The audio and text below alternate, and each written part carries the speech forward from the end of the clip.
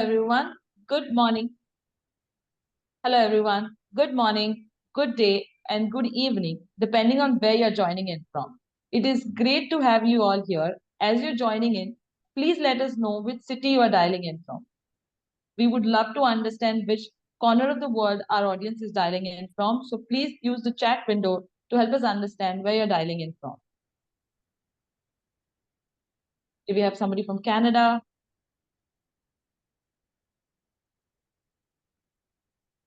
Sachin from India, as you're joining in, please let us know which city you are dialing in from. We would love to understand which corners of the world our audience is dialing in from. We have good number of audience coming from India. Just help us understand which city you are dialing in from. Just use the chat window to help us understand. It's wonderful to have you all with us today. India, we have a lot of people. Akshay from Bangalore. We also have people from Mumbai. We have New Delhi. Perfect. Audience across the width and strength of the country. Along with that, we also have a good amount of our audience coming in from the West as well. So thank you, everyone, and welcome. We're really excited to have to host this masterclass today, which is brought to you by American University Kogut School of Business. I'm Jelda De Silva, and I'll be your host for today. I represent Seed Global Education. We are a UK-based company which is passionate to connect top universities and institutions with aspiring candidates for best options and opportunities. So today, this masterclass focuses on quantitative methods, data analysis in finance, harnessing data-driven insights for smart financial decisions. It is my pleasure to introduce our two speakers for today. We have with us Professor Yunus, who is the Assistant Professor for Finance at Kogut School of Business and a visiting research scholar at the Federal Reserve Board. His research focuses on corporate finance, market structure, among others, with publications in top-tier financial journals. We also have with us Ben Bashar. Ben is the Assistant Director of General Admissions at the Kogut School of Business with prior experience in renowned universities.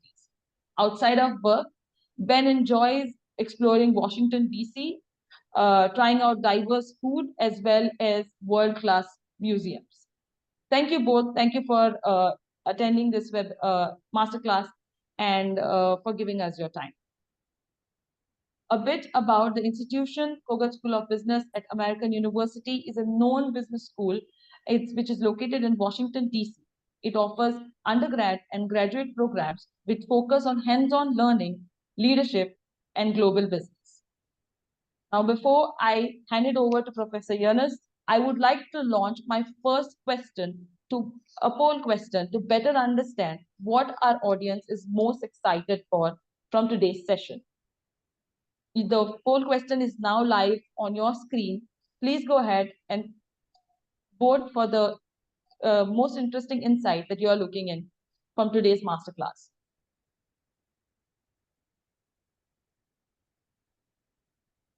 This poll question will help us understand what you are most interested in from today's masterclass. So our speakers can also focus accordingly on the most interesting aspect or the most looked for insight from today's masterclass. Please make sure that you're voting in.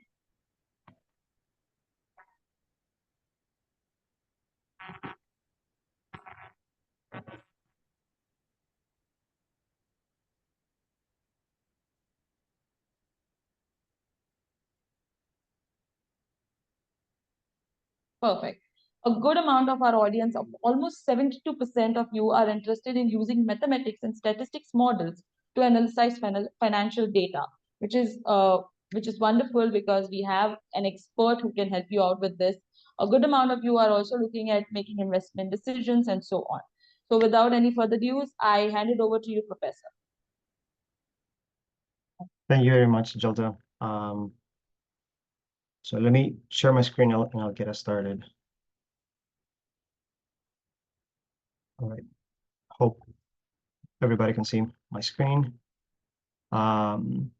So instead of putting up slides, today I thought it would be it would be more instructive if it kind of organically, right, and just naturally try to explain the topics, right, as I go over the examples and the theory. But first, I want to make sure, does everybody see the notebook in front of, the one that says Monte Carlo simulations?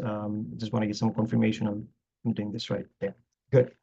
So there are two things that I want to talk to you about today. One of them is my favorite topics, is just Monte Carlo simulations, and that's kind of a very very quick approach to giving intuition to students about probability and statistics, which is at the core, right, of what we do in finance.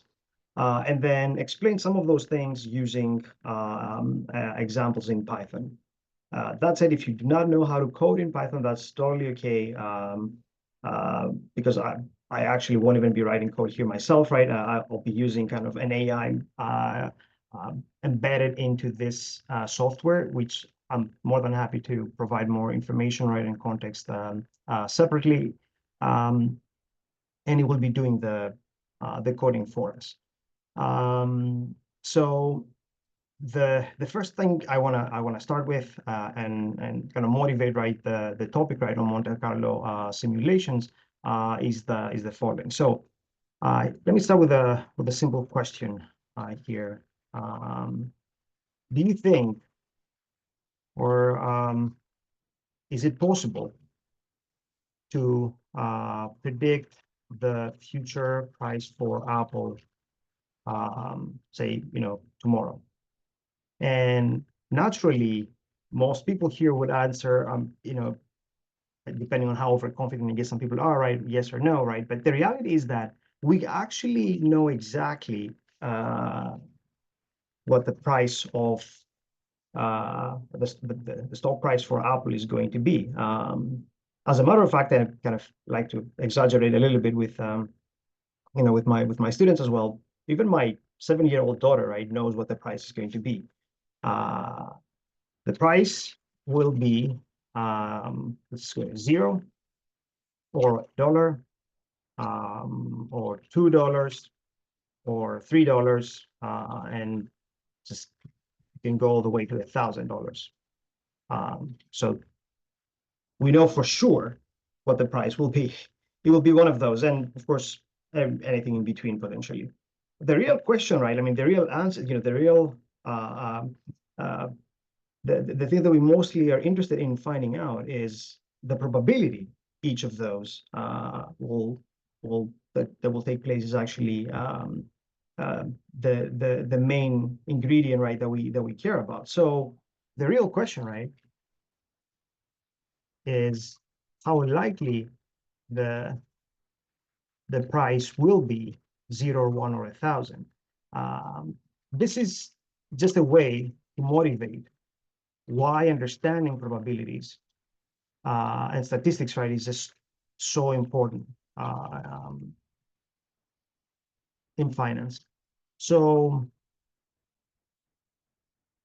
Monte Carlo simulations is literally, and thank you, autocomplete, for being a step ahead of me here. We will use Monte Carlo simulations as a way to kind of try to create those probabilities around each of the possible prices that Apple will take. In other words, what is the most likely price that Apple will have, or a range of prices that Apple stock price will be tomorrow. And with that in mind, let's just get started. So let's just make a prediction. So let's start with that. What is the price of Apple today? By the way, I'm going to do the whole thing by never leaving this screen of Apple today. I'm asking this question because of the fact that most likely we know, right, that the price is going to be near this. Traditionally, stock prices go up by a small percentage every day, but let's just build up the framework first. So what is the price of Apple today? Let's figure this out. So I'm just going to create, and this is a kind of a very representative example, right, of how we go about practicing and doing those examples in, in the classroom as well. So I want to ask download daily stock prices for Apple. And this is where the AI models are embedded actually into the software that I'm using, into VS Code here. This is GitHub Copilot that allows me to use an AI model to do some of the coding in Python. I mean, I cannot understate how helpful, right, and how important this has been in not only in the classroom, right, but also for my personal research. So let's see. Download daily stock prices for Apple over the last year. So let's see. Use the Y Finance package from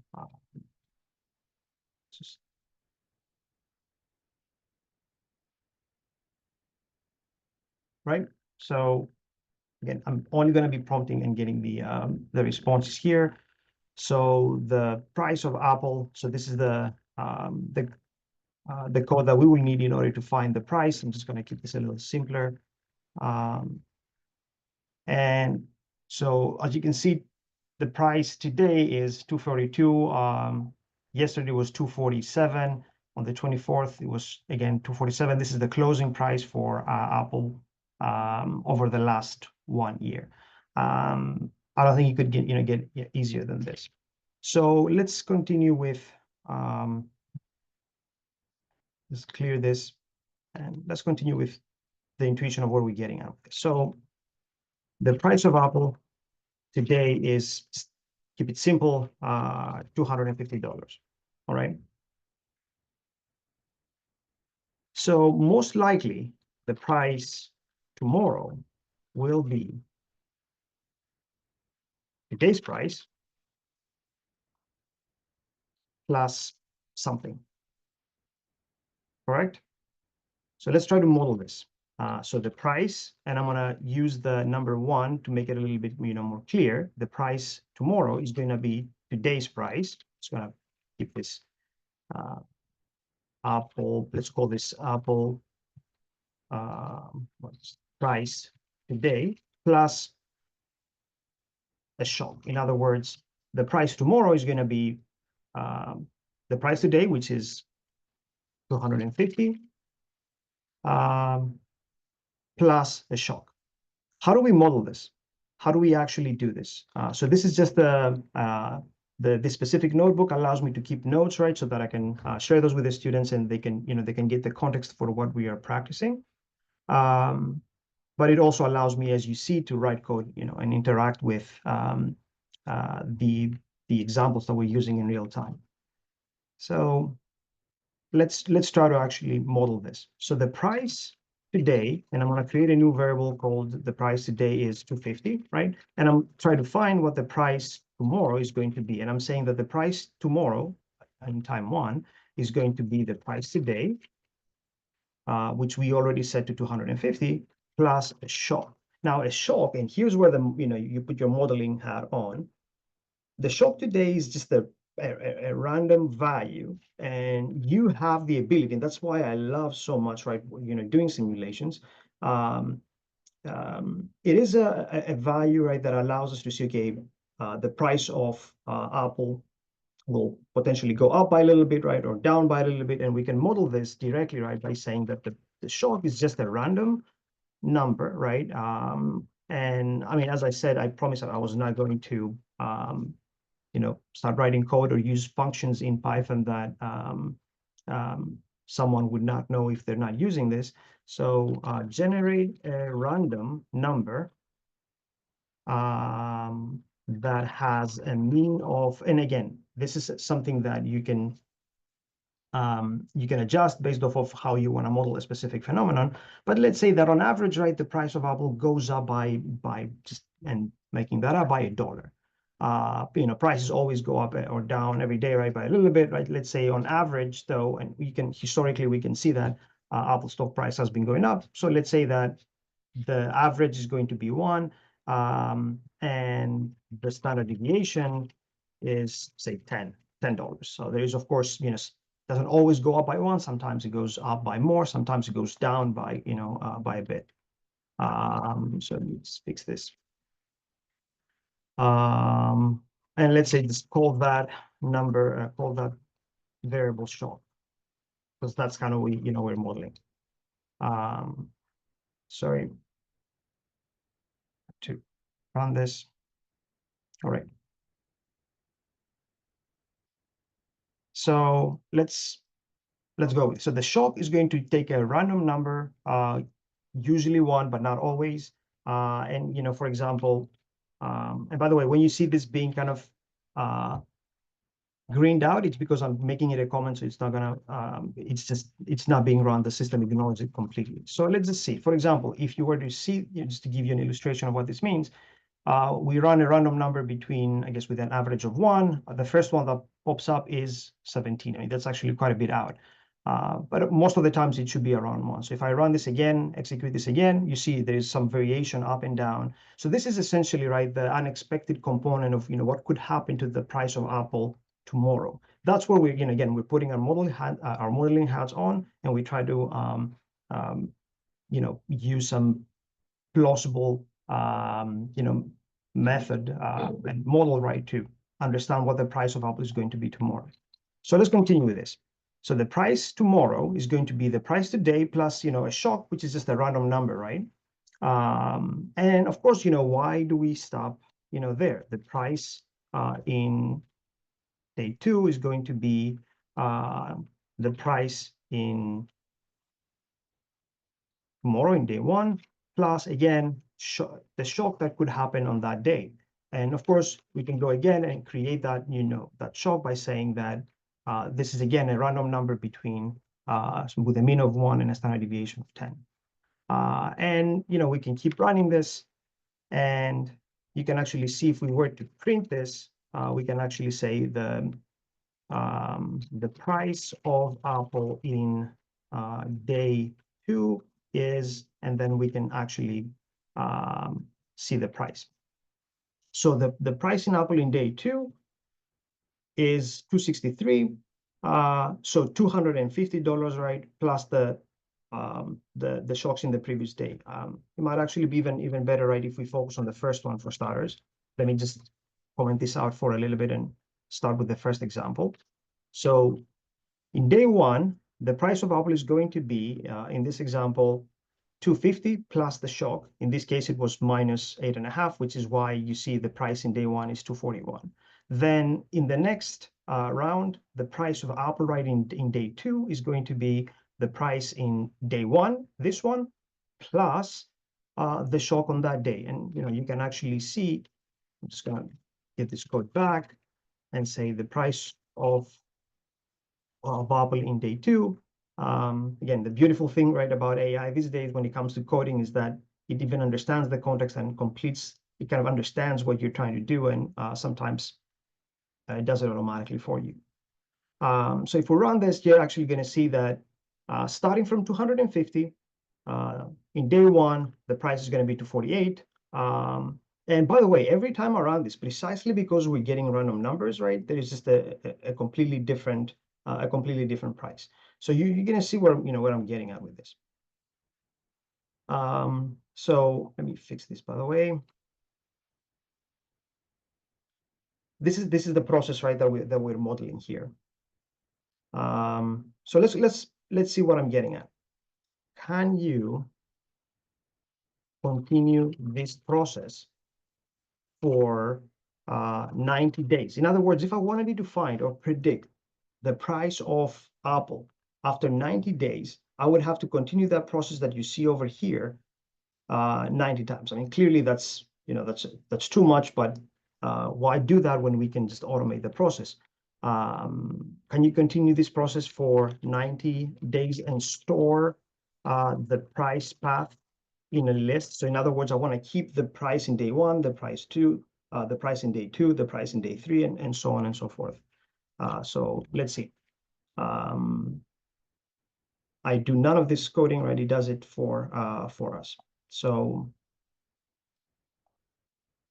this is the price path starting from 250 today, 251 the first day, 244, and here's how how cool this is going to look. Please plot this path over time. Let's see. And I think visually you're going to get a better understanding of this. Here we go. So this actually shows the price starting from 250 today over here. It shows the one potential path that the price of Apple can have over the course of 90 days. To make this look a little bit, nicer, let's say, I'm just going to select this and I'm going to say, can you put a horizontal line? And this gives you an idea, right, of the way that you can illustrate and you can show your data in a way, right, that in any way that you want. So can you put a horizontal line at 250 so that it's clear what the starting price of Apple is? Great. Let's accept this, run it, and here we go. So this shows you one potential path that the price of Apple can have, assuming, of course, that the shocks come from what we call a distribution like this. In other words, on average, Apple's prices go up by $1, right? But again, there is some variation around that. So if I were to rerun this, clearly, this is going to look very different because every time you draw differently, different random numbers. So here's the path, right? If you were to run this again, I mean, you can go all the way up to 500. And as you change, if I, for example, change this, hey, the price on average goes up by 1, and I change this to -1, most likely, right, you're going to see the path going downward. And it's not necessary, but most likely it's going to happen because of the downward, drift that we've modeled in this specific process. Now, each time I'm kind of pressing the button, I'm creating, think about it, right, as a parallel universe, right, of what the price of Apple could be based on on certain randomness, right, that we introduce in the data. As I said, this line here does that for us. So simulations come in when we also want to do this path for multiple times. I mean, why do this just for one, or keep clicking on this? So I'm just going to go create a new cell. Can you do the path? Can you recreate the path above, but do it 20 times, please?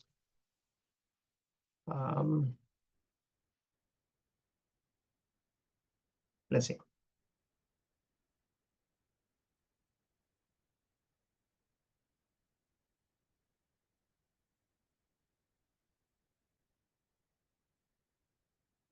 Let's run this. And here we go. Now this starts looking, I mean, clearly a little bit more, more complex. But each line here is one potential path that the price could get over the next 90 days. And at the end of each line here, right, we see where you could end up. Most likely, as you can see, we're going to be above the starting point. So the red the red horizontal line is where you started from. So after 90 days, most likely you're going to be above, the price of Apple is going to be above 250. And you can get an estimate, right? You can get a probability, right, of being closer to 300 or 400, and or what is the likelihood of losing money, right? What is the probability of losing money? So for example, here we have 20 simulations. Let's just make it a little bit let's just try to make it a little bit more nice looking. So I'm just going to say, can you reduce transparency and also give me the value of or the price of the stock at day 90.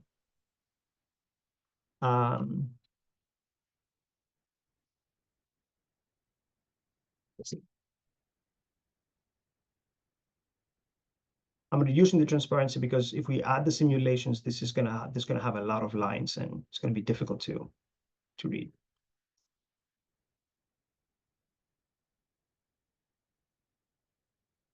Let's see.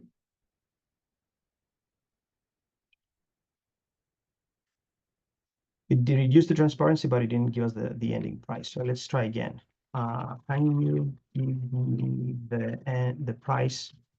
Can you indicate, just be more clear, the price of the stock at the end of the line? I want to see it on the graph.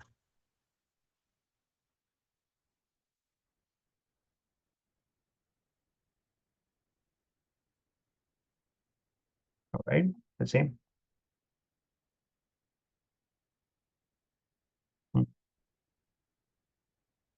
This is picked one.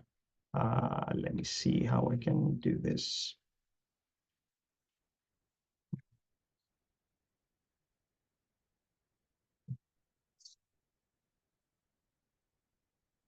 Of the final price at the end of each path on the at the end of each line. Mark it with a bullet if you can.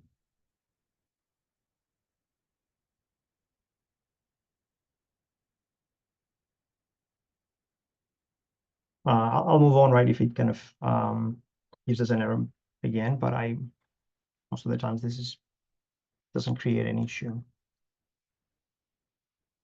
Let's see.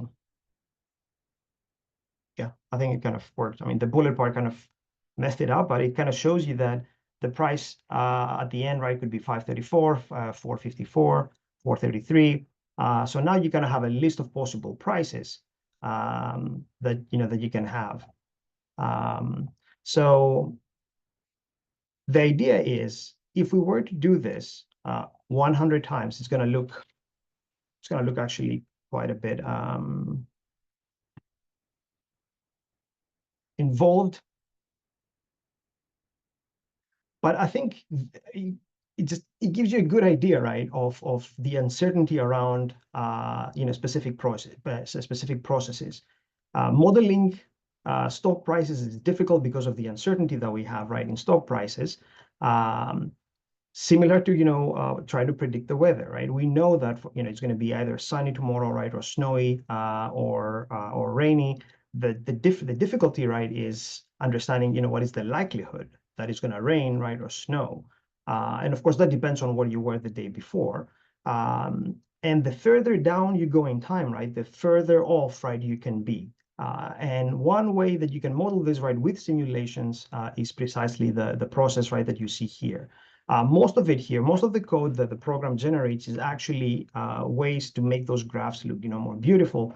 The real modeling essentially happens in how are you introducing the shocks, right, to go from day one to day two.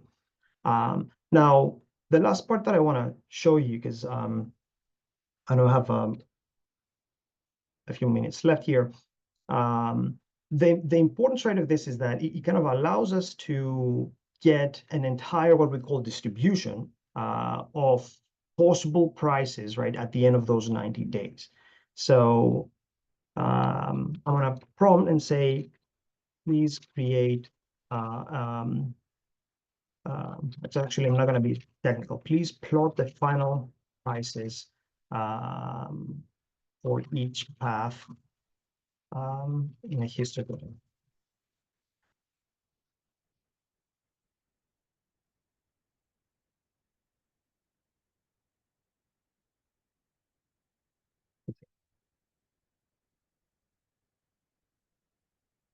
You're going to see why this is so important.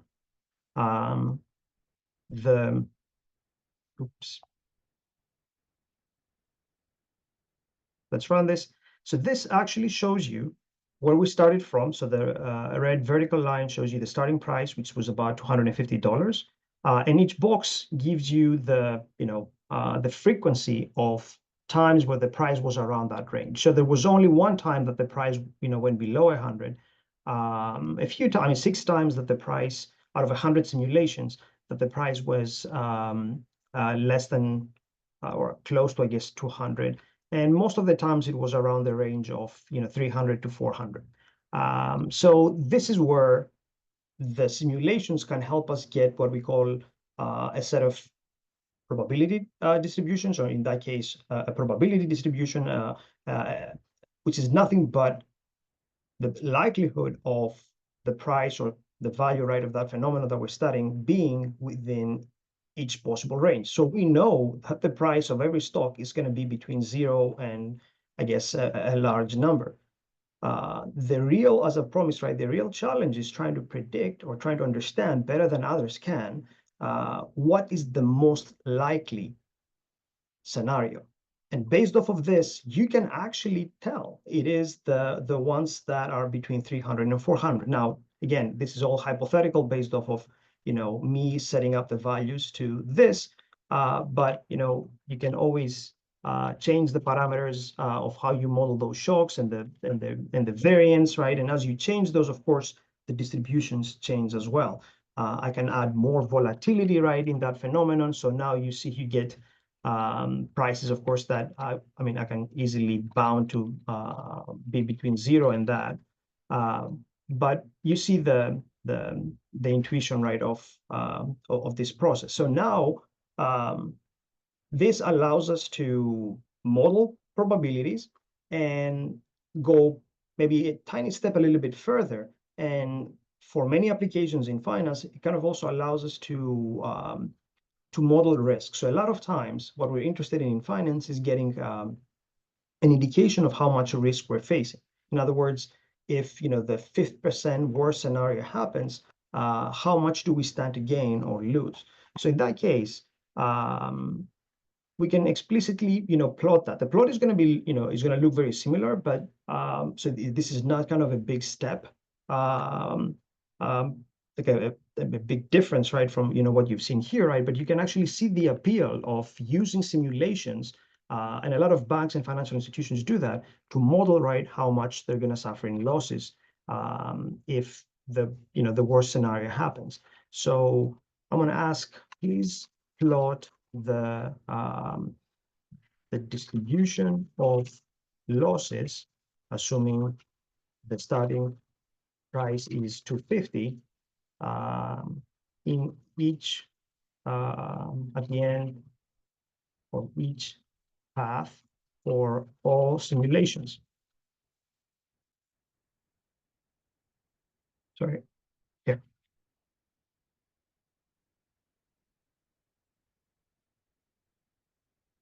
So the distribution of the losses is going to have a very nice interpretation. So if we were to plot it, now what you actually see is a plot, right, of the potential loss or gain in each scenario. So let me run again the simulations. Let's run, say, 1,000 of those. We'll keep the same distribution, and let's plot it. Now, the more simulations, of course, the more the time it will take to run them. But it's actually going to give us much nicer figures later. I think plotting 1,000 paths is a little bit too much for this. But I can suppress that. And second, all right. Now, of course, this is not as informative. What we mostly want to see is the distribution of the possible losses in each scenario. So let's continue from here. So now you see that the distribution becomes much nicer, much more smooth. And if we were to see the distribution of the potential losses that we have, this is actually and potentially even more informative, because it tells us that the chances of losing more than $200 from that investment is actually pretty small, in the sense that out of 1,000 simulations, we found only, if you were to look at this is just let's look at the probabilities here. So only like less than 0.1 of the cases, we ended up losing more than $200. So this is how a lot of institutions create what we call a measure, right, of risk, or the value at risk, the value that they stand to lose, right, if the 5% worst scenario happens. And I think with this is just kind of gives you an idea, right, of how you can do real analysis, right, real simulations without really being, a proficient in Python, just by, making sure you're clear about, what you're trying to do, and what you're trying, of course, you're asking those models to do for you. And I'm going to stop sharing my screen and happy to answer any questions. Thank you, Professor. Thank you for taking us through this really insightful live presentation, specifically around simulations, the tools, and the probabilities that are involved around finance. Before we go across to our next presentation, which is majorly around the programs that are offered, application process, and so on, I have my next poll coming up on your screen just to give us an understanding on what are the key elements that you are currently interested in, specifically in terms of the current intake that is happening at Harvard School of Business.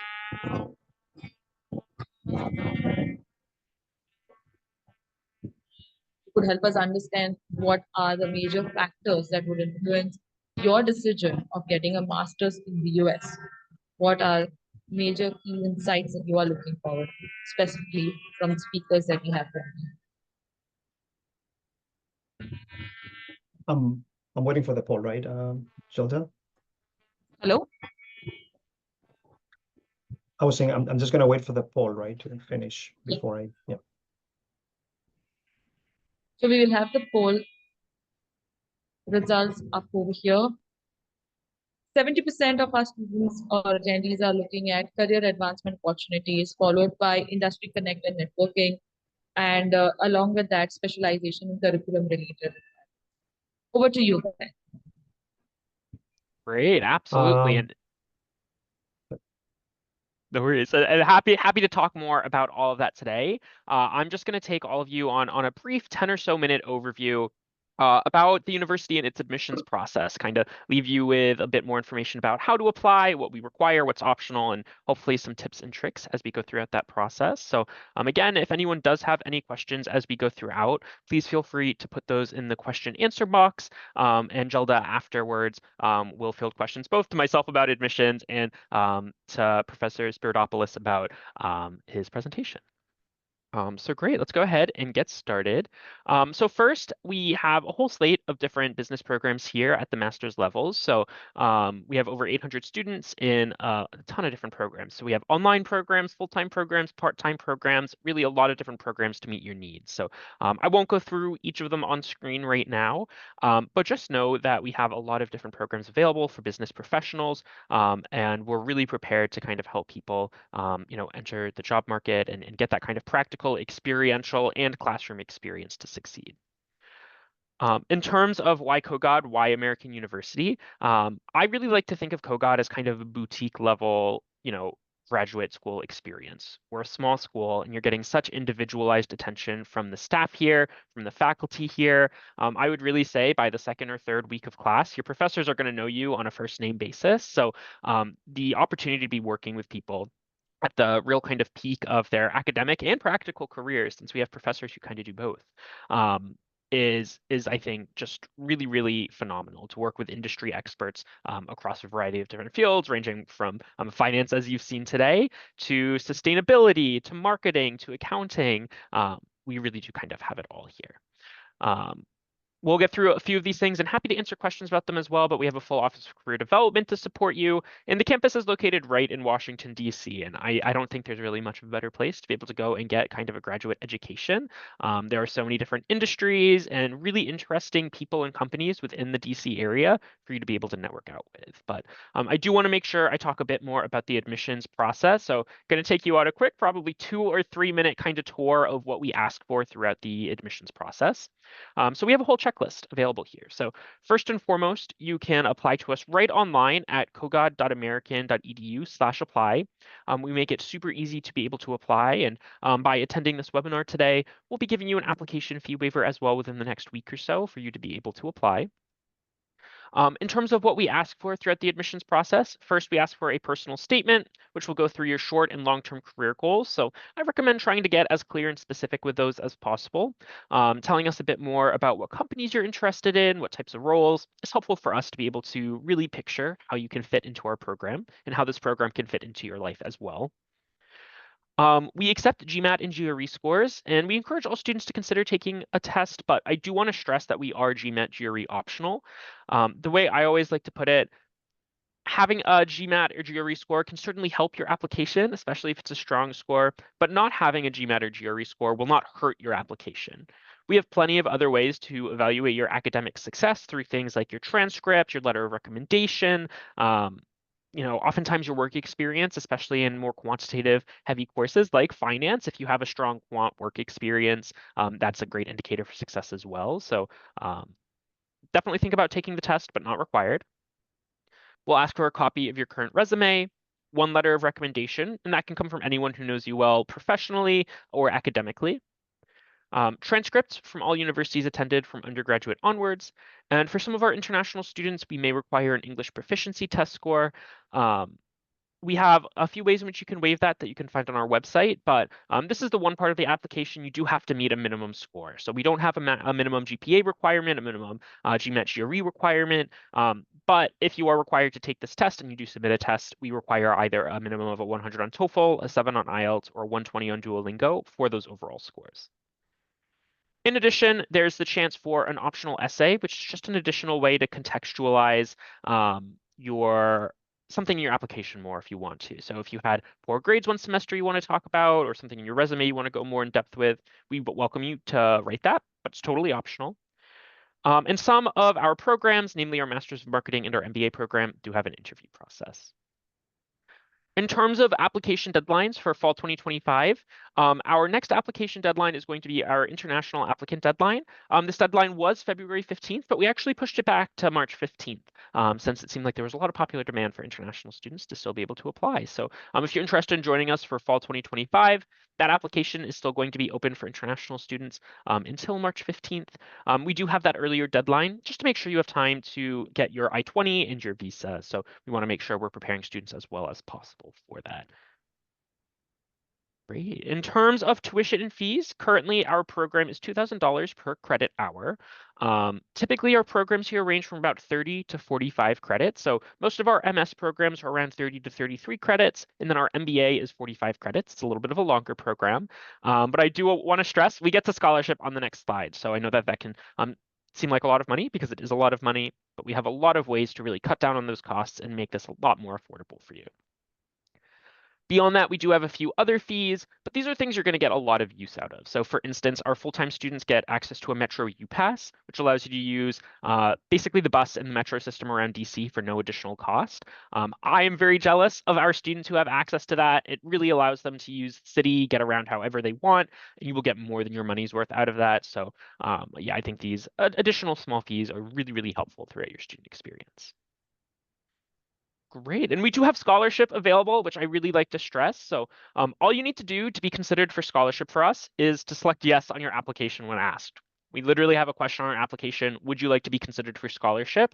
And unless you have full sponsorship from a company, there is no reason to select a no. You should basically always be selecting yes, and we'll consider you from there. We'll automatically consider you, and there's no extra application or essay required. It's just based off of a holistic review of your full application. For our MS programs, that scholarship typically ranges from about 10% to about 50%. For our full-time residential MBA, the scholarship can get a bit larger. So the full range, I say, is 20% up to 100%. So we do have some full tuition scholarships available there. But what I do want to stress, typically it's in the middle of both of those ranges. So I would say our average scholarship for our MS program is typically between $15,000 to $30,000 for typically what's about a $60,000 program, whereas our MBA, I would say, is most frequently around $50,000 to around $70,000 or $75,000 for the $90,000 program. Graduate and teaching assistantships are available, though these are typically not offered at the time of admission.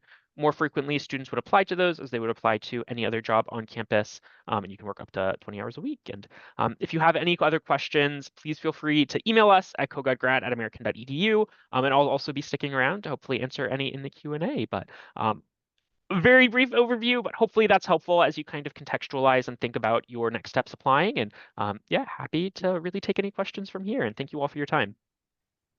Perfect. Thank you, Ben. Thank you for taking us through the process and the application requirement. We have our Q&As coming in. We have a lot of questions lined up. My first question is to Professor.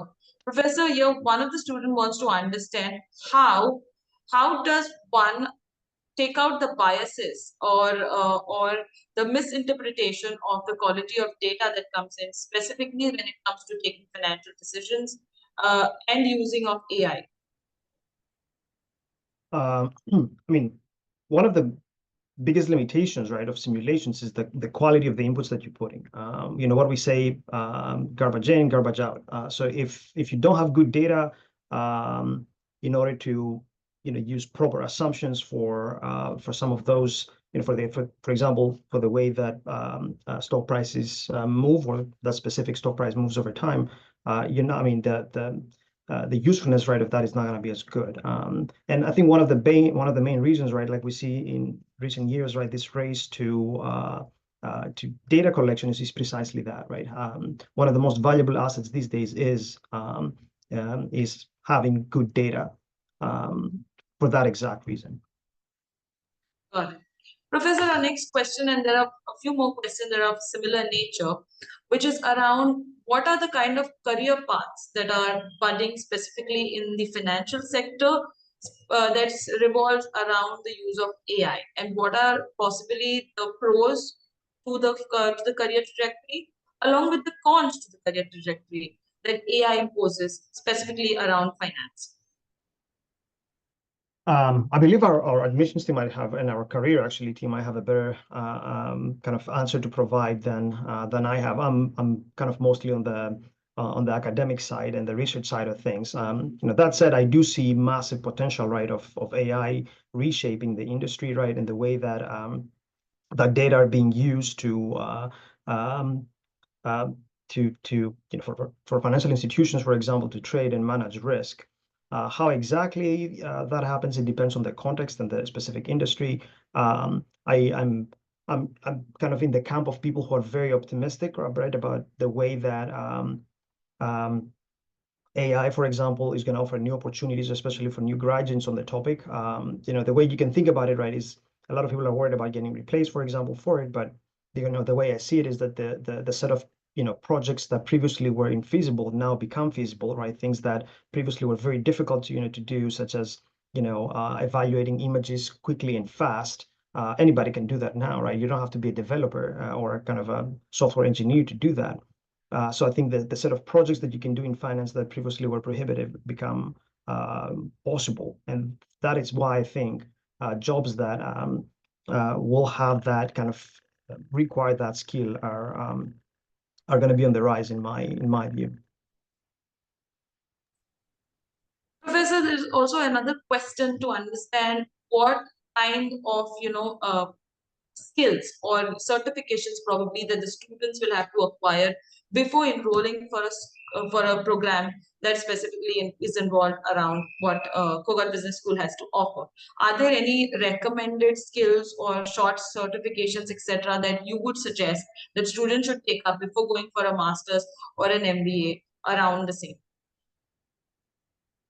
Again, I don't know what the exact requirements are from the school, right? But when it comes to recommended and things that can help you get an edge relative to your peers, right, is students who feel very comfortable with statistics, right, or econometrics, and I mean math in general. That always offers kind of a big advantage. But one of the more broad skills, right, or requirements, I would say it would be great for students to have, right, is just being resilient.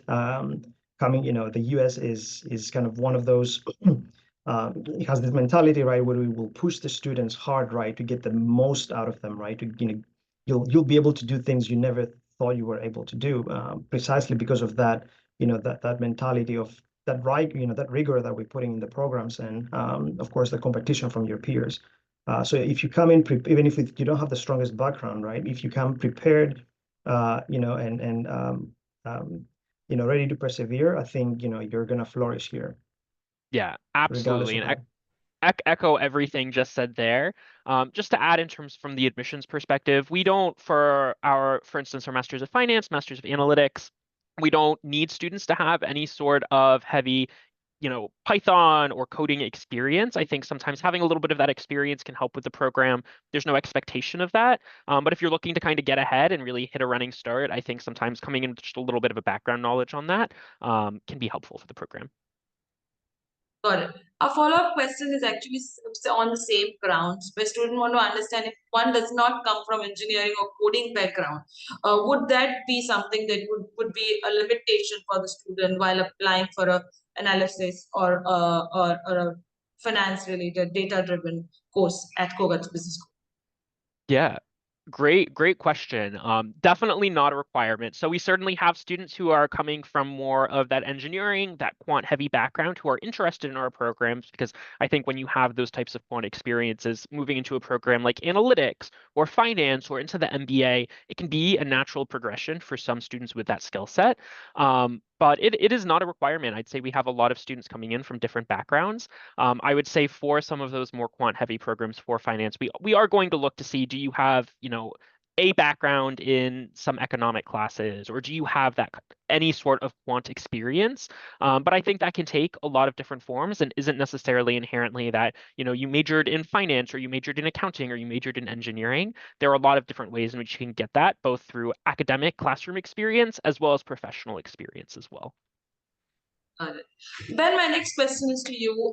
We see that, specifically for an international student, when they're committing to a degree, which is an international degree, one of the most important factors that they have to consider is post-degree career options. Specifically understanding, the involvement of AI in the current market, in the current business, as well as in the career market, where there are various new avenues being created, whereas there are few kind of job profiles that are going extinct current. How is Kogat Business School helping its students specifically get industry-based knowledge while they are in the program, and also in terms of grooming them for the overall career? Yeah, absolutely. Great question. And I think one thing that we really stress here at Kogod is experiential learning. We know that our students who are coming here for a graduate education are looking to take that and apply it most often in a really practical way. They're kind of looking for that next step in their career and looking at graduate school as the way in order to achieve that. So I think all of our programs here really do focus on that experiential learning, no matter what the program is. So for instance, with our MBA program, we have a global experience that all of our MBA students will do, where they will, with the rest of their MBA cohort, they go to a different country every year and are able to get kind of hands-on consulting experience for about a week in that country. And they typically partner with about 10 to 15 different companies wherever they end up. So this year, for instance, they're going to Johannesburg, South Africa, which is super cool. In the past, they've gone to like China, India, Germany, a lot of really great countries to get that international and real international business exposure. Other programs may be using real data sets or working with companies in the DC and DMV area. We have a variety of different kind of pro bono consulting projects. So for us, it is super important that we not only give you the toolkit to be able to succeed through your classroom experience, but that we teach you how to use those tools as well outside of the classroom. So I think it's a really big focus of us to be able to get you those experiences and then put you in front of clients to be able to actually kind of practice what you're learning. Got it. Well, I understand you have given a very elaborated, information in terms of what are the processes, how to go about the application, and so on. But we have a few questions which are around profiles and situation based. So I'm going to put this across to you in just one question. Sure. What kind of weightage and what are the various parameters that your institution considers while considering a student for admission? What are the key elements that the institution prioritizes and that a student should keep in mind while going across with the application process? Yeah, absolutely. And I think the first thing that I really want to stress about our application process is it's a holistic process, which I know you'll hear from a lot of different schools in the United States if you're looking in the United States for education. But we take that very seriously here in that, we are not just looking at one part of your application. We're taking all of that together to kind of understand your profile and understand how you might fit into this program. And I say that because sometimes I get students who go, I had a slightly lower GPA in undergraduate experience than I would have liked, but I have this really strong work experience at, Deloitte or at some other sort of major company. And will that kind of offset? And the answer is, we can't directly say like we weight one thing over another or anything like that, but we really are looking at this kind of whole person. So I think there's a few different things that we look for. We want to make sure that our students' baseline can be academically successful. While things like those experiential learning opportunities are really great and really important, we want to make sure that our students are able to succeed in the classroom. So we are going to look at your transcripts and make sure that you can succeed there. But we're also going to look at your professional experience, which we have seen can be a really key indicator about if you can be successful in the program. Because again, maybe you graduated 10, 15 years ago, but you have 10 years of really exciting accounting or finance experience and are looking to take your career to the next step. That's another great indicator for us. Your statement of purpose, for instance, like that is really the way in which we can understand why you're looking to undertake a graduate degree.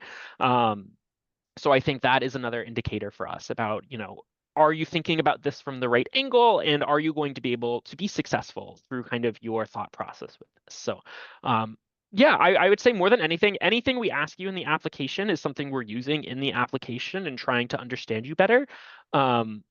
There's not one thing that necessarily weighs as more important than any other thing, but it really allows us to get kind of a full profile. So if there's one thing that you feel you're a little worried about, but you have a lot of other strengths, I would really encourage you to apply. We really do take all of that into account when we're evaluating applications.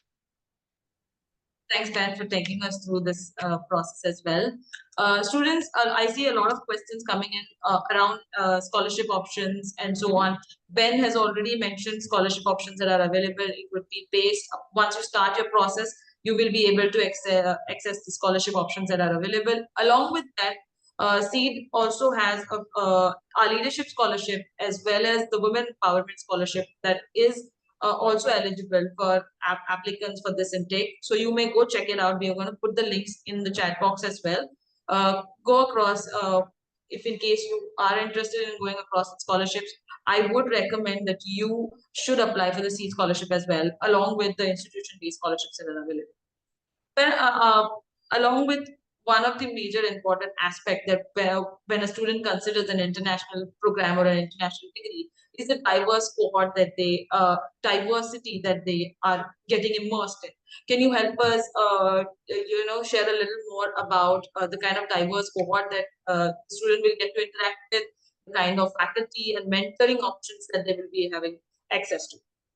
Yes, absolutely. So we have students represented from all over the world here at Kogod. It's such an international and kind of cosmopolitan place here in Washington, D.C. So it can vary a bit program to program, but on average, I would say in a given year, typically about 30 to 40% of our students are international students. In some of our programs, it's even higher than that. So for instance, our MBA program, we have great representation internationally with about 60 or so percent of our students being international. It really varies program to program, but we have students from all over the world. We have students from Asia, from Africa, from Europe, from Latin and South America, and then obviously students from North America and the United States as well. So you see a lot of different people there. Typically, we're always pretty close to a 50-50 kind of gender parity. So about 45 to 50% of our students are identifying as women. So that is something, again, I think that helps make us a little bit unique for a business school. Our average GPA on a 4.0 scale is typically around a 3.2. But again, as I talked about with that holistic admission process, we'll have students who are, a little bit under that, who maybe have some great work experience, or students over that who are, fresh out of undergrad. So it can really depend on the student. And then average age varies. Our average age across all programs is around 25, but for our MBA, I would say it skews a little bit higher than that, where we're typically looking for students to have at least, 3 or so years of work experience before the MBA. Not a strict requirement, but it is something that we do consider. Then my next question is also similar and what we can see in the chat box as well. When a student goes to an international university, the kind of environment that they're immersing themselves into, the kind of uh, uh, economy that they're interacting with is completely different. What are the kind of support services that are offered by the universities to help students get accompanied to the kind of environment that they're exposed to, and also to understand the kind of economy that they're living in, to understand DC a bit more, to understand American economy a bit better, to make them those global leaders that they're aiming to become. Absolutely. And I would really recommend exploring the American University website, because we have a ton of great resources on that website to explore that. We have an off-campus housing part of the website in order to go and kind of find housing if you're not in the DC area. That's a great tool. Our Office for International Student and Scholar Services really helps try and set students up for success from those international contexts. So for instance, that office has a ton of different checklists and guidelines and kind of, help and advice as much as they're able to give for the I-20 and visa process, which we know is an important thing that our international students are thinking through. And then once you're here on campus for orientation, they host all sorts of different sessions specifically for international students to help get you acclimated to the DC area, to understand how the public transportation here works, for instance. Since we know a lot of that can be daunting, we want to make sure that our international students really do understand that and are set up for success here. Got it. Thank you, Ben. My next question is to Professor. Professor, what is your advice to students, young aspirants who are looking forward to entering the world of finance in 2025, 2026? What is one final piece of advice, or a very important piece of advice, that you think they should keep in mind while they pursue a career in this field? So the traditional kind of skills that the industry requires, I don't think they're kind of universal. They haven't really changed. People who are because pretty social, right, and they're able to find their way around solving problems. That kind of key thing that the industry requires hasn't changed. But I do see a big shift, right, towards understanding programming and how to deal with data. So one piece of advice I would offer, right, is just not be afraid, right, to get a little bit more technical and do some investment, right, in getting better at it. Got it. Thank you, Professor. Thank you for sharing this insight with us. Students, candidates, I see a lot of questions that you have asked. We have a good amount of questions that have come across for both the topic as well as for the admission process that is currently going on. But my final question before we end this masterclass for today is to Ben. Ben, do you have a recommended checklist that our students should follow in order to, while going through the process of admissions? And if so, can you share it with us? Yeah, absolutely. And I think you can find it. What I really recommend in terms of understanding the checklist and understanding the requirements is we have a website page for each of our different programs and the admissions process for those programs. Overall, many things are the same. So the statement of purpose is going to be required for all of our programs, a resume, a letter of recommendation. But then there are a few different things like the interview process, which is only for a few programs, or whatever that might be. So going on to our website and being able to look at each individual admissions page for the program you're interested in, that's really my recommendation. You'll find a ton of in-depth information there about what we require, what's optional, things for international students for things like IELTS, TOEFL, Duolingo. All of that is available on the website. And you can also email us at kogotgrad@american.edu if you do have any additional questions. Perfect. Thank you, speakers. Thank you for joining this masterclass. It was great interacting with you. I'm pretty sure our candidates must have received amazing insights, both from the presentations as well as from the admission process that Ben took us through. Students, please look out at your inbox in the next few days. All the information related to the programs that are offered at Kogat Business School will be reaching your inbox on your email IDs that you have registered across. Again, if in case you're interested in scholarships, please make sure that you apply for it accordingly through the institution as well as on the seat scholarships that are available to you. If you have any further questions that you want, whether you want to reach out to the speakers or if you have any questions for the seat team, we recommend that you use our contact details and get in touch with us either through our website or our social media platforms that we have available. Thank you, everyone. Thank you for giving us your time. Have a wonderful, wonderful day ahead. Thanks, everyone. Thank you. Bye-bye.